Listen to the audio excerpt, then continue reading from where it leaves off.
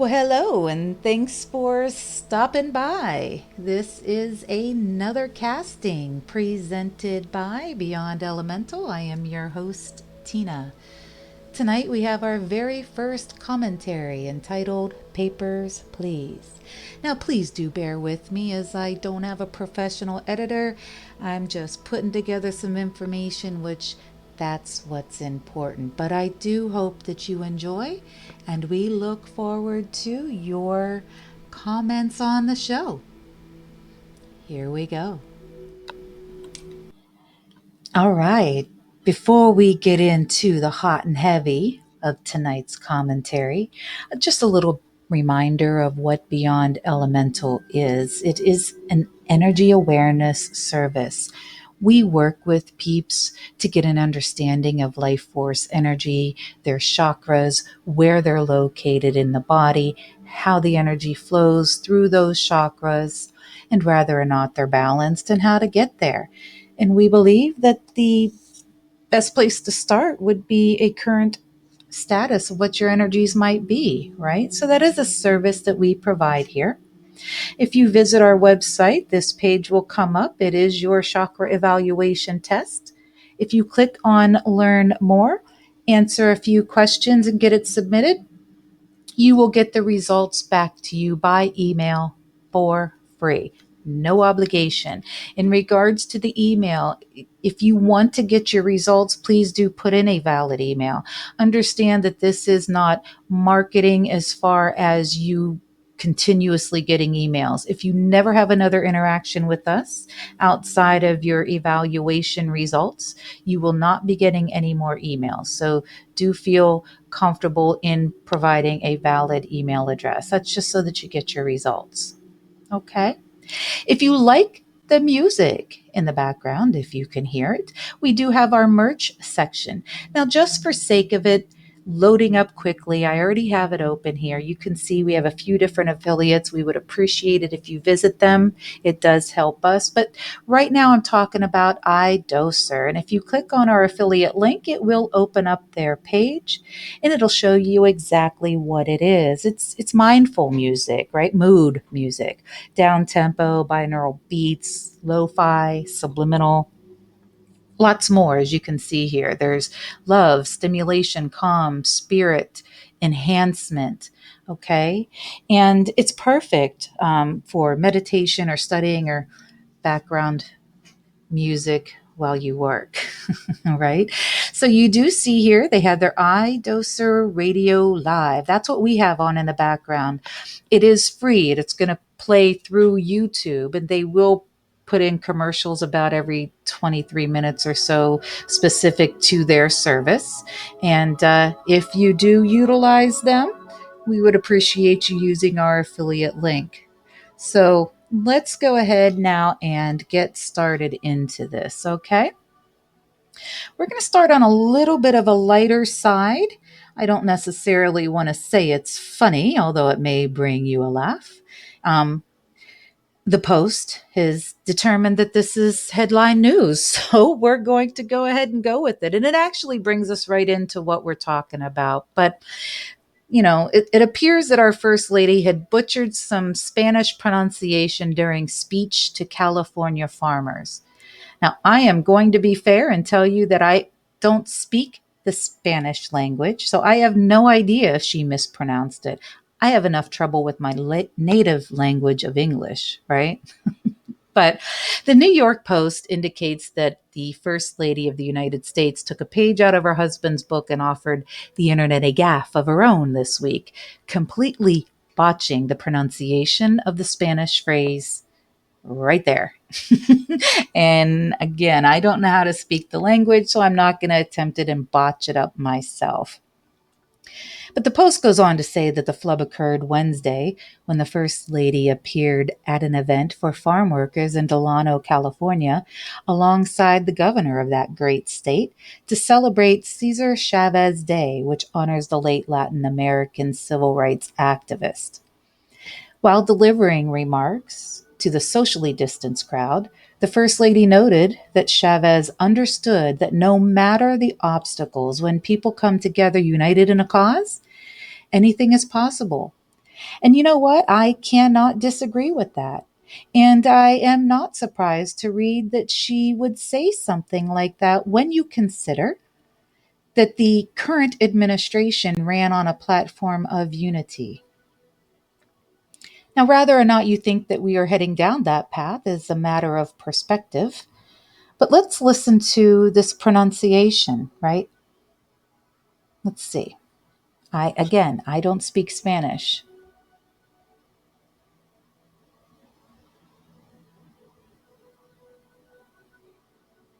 With me. See, say Broadway. The future is ours. Thank you. All right. The future is ours is what she was trying to translate. Was it proper? I have no idea. But there's something else that I noticed on here which I think is a better comparison to her husband. So let's take another look at this and see if you notice it as well. I'm going to try and catch it. It's a very short clip, and getting it to pause at the right time is a trick, right? But let's see if we can do it. With me. See, say Broadway. The future is ours. All right. So yeah, they are socially distanced, right? They are spaced apart. I'm going to presume that these peeps have on masks. These guys look like they do. It's kind of blurry, it's hard to say, but typically when this administration is speaking anywhere, they do have folks surrounding them with medical devices on their faces, right? But even that's not what I find interesting, right? What I find interesting is that, she was speaking quite loudly, making sure that she could get her point. She's very excited, and that's cool. I can relate to that. I got Jersey going on, right? I can be a little loud, but you would think that based on the projection that she was talking to, a huge stadium or a large crowd of people, a coliseum, but I'm seeing that, the Post may want to compare the way they speak. I'm just saying they have a similar turnout of their events. All right, listen, this is a commentary here. It's educational, it's fun, it's for entertainment purposes. Although the core of the matter that I really want to talk about, I don't know if it's necessarily entertaining, but I do think that it's important enough that Beyond Elemental has made it a point here to jump into the commentary world, right? So we just saw that people were socially distanced. We talked about medical devices on their face. At the time of this recording, it's April 5th, 2021. It's been a year and a month ish since a situation occurred that has put people at a distance, social distance, in wearing things on their face. And at the time here in the States, we were told, hey, look, you know, work with us, do this and that for 14 days so we can flatten the curve, right? And here we are now, as I said, just over a year later. And a lot of our states here in the United States are not open.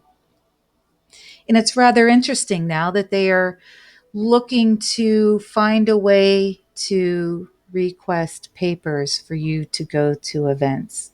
Now, it's going to be electronic, unlike it was in the past, but still, it's papers, please, right?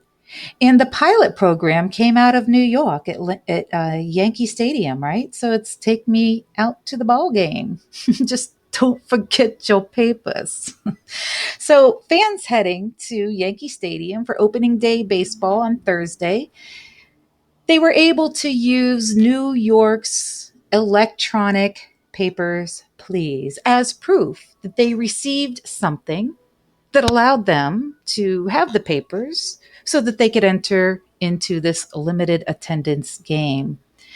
It's also providing an early and visible tryout of verification codes that are swiftly becoming a flashpoint, not only in the political arena, you know, but locally at the coffee shops, your church, you know, any gatherings. This is a huge topic of conversation, and it is more of a divide than it is a unification, in my opinion. But let's move forward because there's something very specific that I want to get to here, right? Everybody's aware of what's going on as in regards to the things on your face and now these potential electronic papers. Um, how exactly does it work, right? What exactly? What exactly? Because the idea of these paper please programs has attracted criticism. But the state of New York has taken the plunge as the first state in the US to create electronic papers. It's saying that it will help facilitate an economic activity. Because remember, for the past year, things have been shut down, not only in the States, but worldwide. But here locally in the States, there are still a lot of the unions that are not open. States are closed. There's various rules, which that in and of itself has been an issue because if it was what it was, why aren't the rules the same across the board? But that's another discussion for another time. I want to stay on track here with what this is, okay? Um, we have our first official electronics paper, please. What's important is it's developed by IBM. And essentially, it's a simple digital wallet that can be accessed on a mobile device. It holds three items: your name, your QR code, and a green check mark. Sounds simple enough, doesn't it? The idea is that people can use this app to prove to somebody, like a ticket taker at a door of a sports stadium, an airline, or the staff of a large event. And it's proof that they've received something in their arm that's supposed to help them. But since you can't see whether or not you would have taken this thing in your arm, they're saying, hey, here's a way we can tell. And if you've taken this thing in your arm, then you get a green check mark and you can go into an event. There's something that happened like that in the past, and we're gonna talk about that. But I think it's important to know that even though this is an international incident that has occurred, here in the United States, we have something that's called HIPAA, Health Insurance Portability and Accountability Act of 1996. It is a federal law that required the creation of national standards to protect sensitive patient health information from being disclosed without the patient's consent or knowledge. Well, the argument here can be that if you give, first off, if you go and get that and then you tell an application information so that it can verify that you've got that that's consent, right? And you're obviously knowledgeable of it. But we still have HIPAA that we have to worry about. And it's a big deal. This site over here has some great questions with the fact that this papers, please thing is apparently going to become inevitable, right? Let's go over. There's quite a few questions here. We're going to talk about the top three questions. I'll have all the links to everything that we are viewing today in the description, and you can go ahead and read them in your entirety on your own if you would like. But let's talk about this. So, are the vaccine passports mandatory? And they're saying that depends on where you want to go. I'm saying it would also depend on where you live, right? And although the United States administration is working on electronic papers, please, it continues to stress that these things that you are getting in order to get the papers is not mandated at a federal level, right? So what they're saying here is the question, is it mandatory? The United States of America is saying it's not mandated at a federal level. Not so much the Papers, Please program, but the thing that you would need to get in order to get your Papers, Please passport. Do you see how this goes? See the roundabout? See the line? See the slippery slope? Yeah. Um, the government's not able at this point, at least in the belief of the American system, to enforce its citizens in the United States, or its nationals, rather, people born here, people that are nationals or have come here other ways legally and become a national, right? They don't force it. That's part of the reason a lot of people come here, is because we are the land of the free. Now, there's a lot of reasons why we still are, and that also is for another presentation. But where does the information come from, right? Because HIPAA said that if you need to have consent and knowledge. Well, the records will be supplied by the government health agencies. So the government's going to have the information that you will obviously need to provide.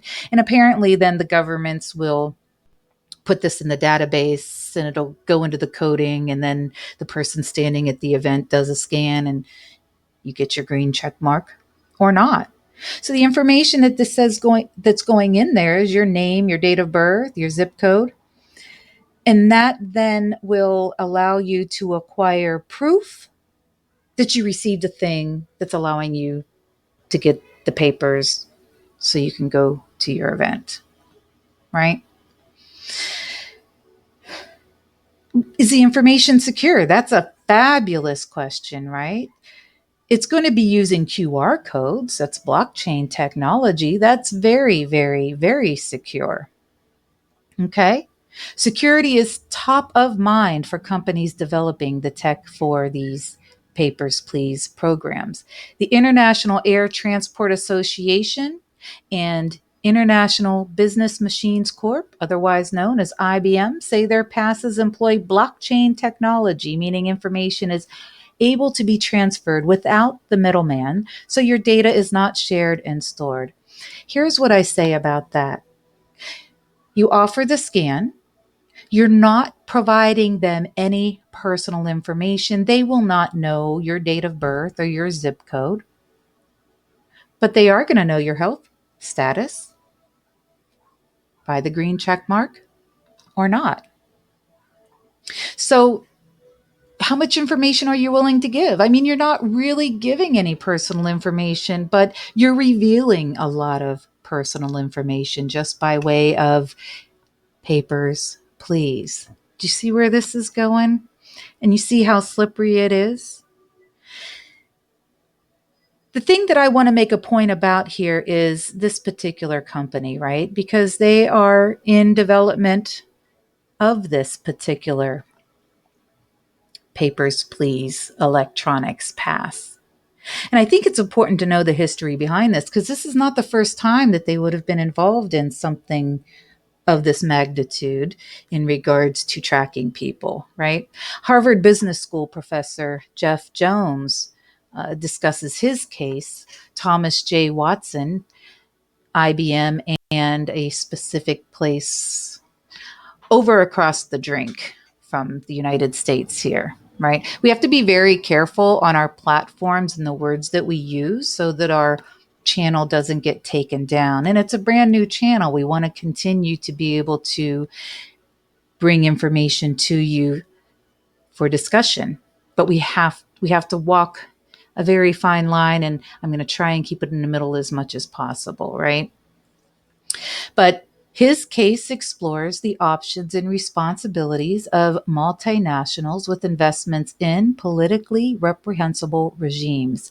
The case considers the strategy of US owned IBM, a manufacturer of punch cards in a very specific place in the world before 1937, and opens up IBM CEO Thomas J. Watson's meeting. It opens with a meeting with a very prominent person in that part of the country as Watson's capacity as president of the International Chamber of Commerce. IBM IBM had acquired a German company in 1922, and like other American companies, found itself operating after 1933 in a country whose government, per the author of this article, states was violently suppressed political dissent and engaged in intimidation and discrimination against a particular populace. Now, if you're familiar with history, you know exactly the event that this is referencing, right? We don't need to say it here. We want to keep our channel up. But how did IBM help with this situation? It was a horrific event as reported in history. Helped one particular person move this along. Okay? IBM was America's biggest technology giant of the early 20th century. International Business Machines, more commonly known as IBM, is a multinational technology giant. The corporation is most famously known for its business in keeping records of large numbers of people, a trend which is still seen in to this day as the company manages a large share of American medical records. Well, I guess that would make sense why they would use it to provide medical information by way of a green check, right? They already have the information. IBM's business goes back to the early 20th century, as we just discussed here, when they would use stamp cards and stamp card reading machines to keep track of individual records. Yeah, y'all know what we're talking about here. I'm not going to get further into this because this is, a pretty intense article. If you're interested, the link will be in the description below. Okay, let's get back to IBM and a particular populace that actually has a news syndicate. And they talk about IBM and this event. Edward Black says, in view of what IBM has or was able to accomplish on behalf of a certain group of people in the 1930s, the thought of what big tech is capable of today is sobering. Now, to be fair, without the International Business Machines Corporation, there would still have been this horrific event, but it was IBM that helped push it along so rapidly, right? Custom IBM programs controlled the census and registration process of this particular populace. It also ensured that transportation was available to go through and around different locations that were called camps. Okay. Prior to the invention of the punch card, you could count on your fingers, your toes, or an abacus. But you could not derive information about the people, process, or places you counted. But with the punch card, you can count not only the number of people in a room, but how many of them were men, how many of them were women, how many of them were a particular demographic of whatever level, right? So, what it's saying here is IBM's technology keeps track of everything, everything. And it helped in this particular situation have a lot of people removed. Now, I am not at all saying that that is what's going on here is an attempt to get people removed. All I am saying is it's the same technology that was used in history. What the end goal is of course to keep everybody safe and to know what is safe, right? Because the government wants to make sure that we're safe. Now, interesting enough, there is fewer than half that consider that this electronic paper thing is a good idea. And even though the administration in the United States is working with the private sector to develop these electronic papers, a recent poll found that fewer than half thought it was a good idea. Just 44%, just 44% think that it's a good idea to have these electronic papers, please. This is according to a poll conducted by Rasmussen Reports. 41% said it would be a bad idea. What's interesting is there's 15% that say they're not sure. I am sorry, but this is huge, and there should definitely be an agree or not to agree. This is something that physically affects you. It's something that you put into your body in order to obtain the electronic paper so that you can present those so that you could live your life like you did a year ago. Interesting, isn't it? Interesting. But this is just commentary. But it's just not in the States. I mean, there's a lot of people that are not happy the way things are going.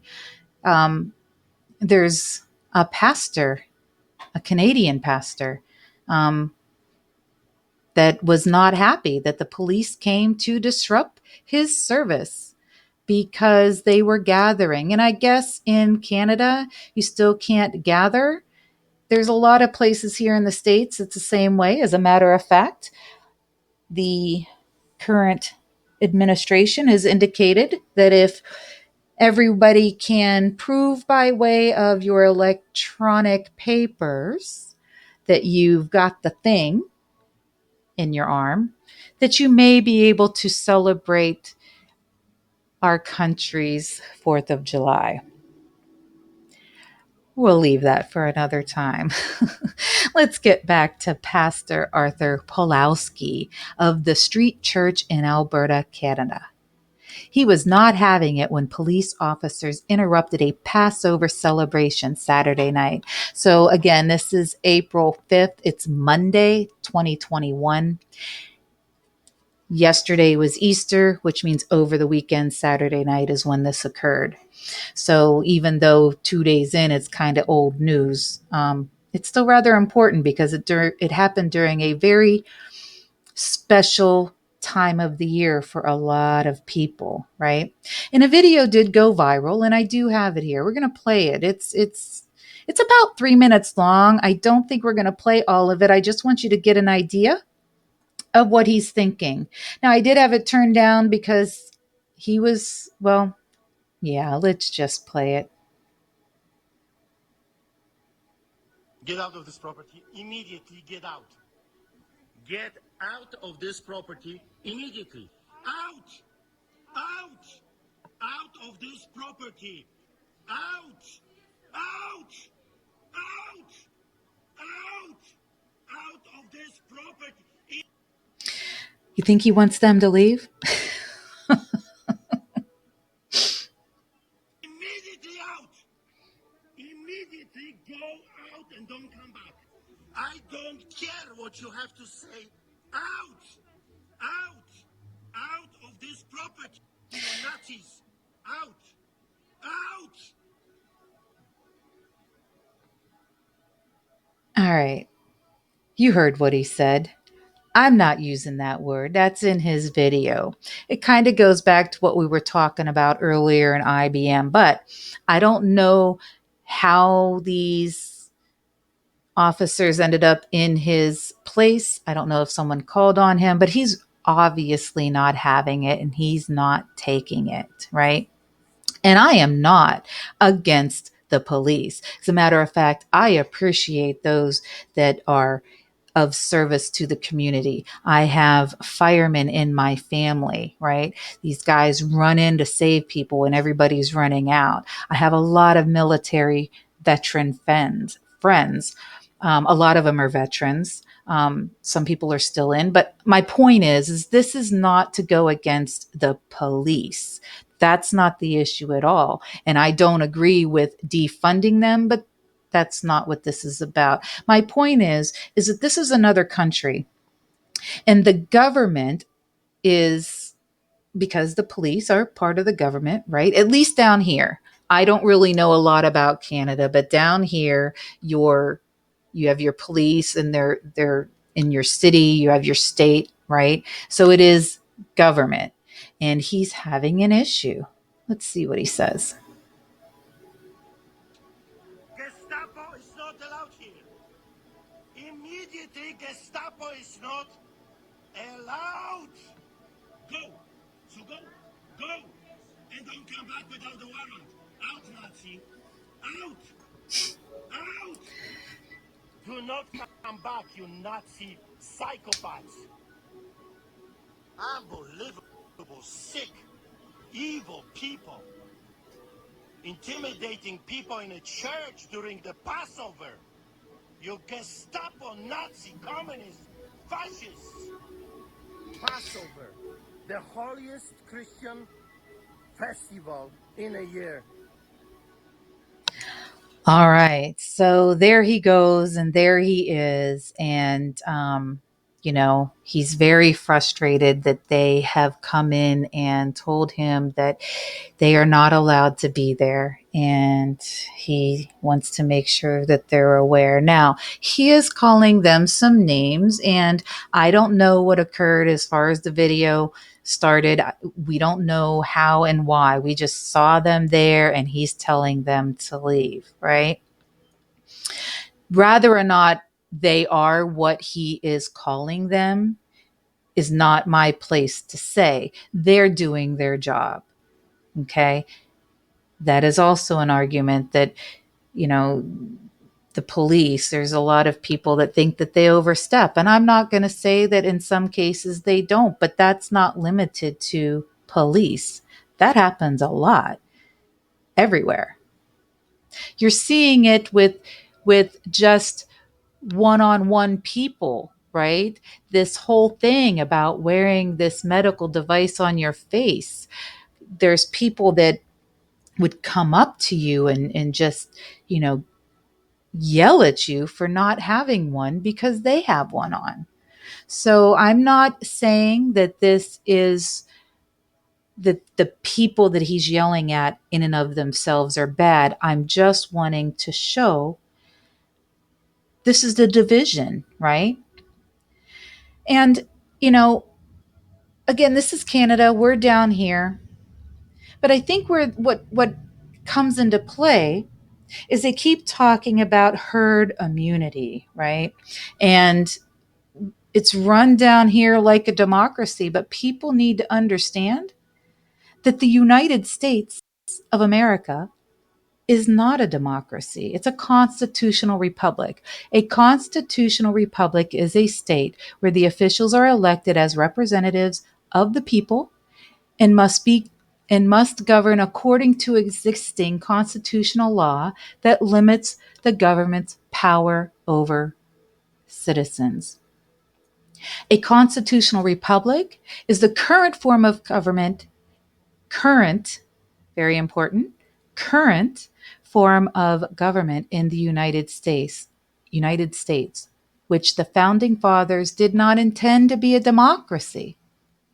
However, in recent years, many people have criticized the federal government for moving away from a constitutional republic as defined by the Constitution and more towards a pure democracy. And some would even say more than that. Think of what we just talked about with IBM and what they did in history, right? And in who they were working with. People are saying we're going down that path with the things that are coming, and they're using what has caused the world to shut down as an excuse to make that come to fruition. Okay?